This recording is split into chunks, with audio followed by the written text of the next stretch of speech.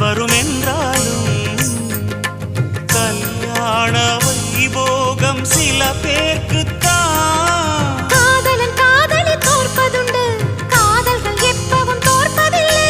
ஓர் மனம் ஒருவரை ஏற்பதுண்டு, இன்னொரு உறவினை ஏற்பதில்லை. நிறம்மா